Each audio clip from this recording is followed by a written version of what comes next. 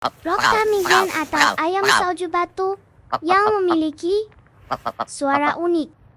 Ja, Gunnar, gå og se. Gå og se, Gunnar. Spør du meg?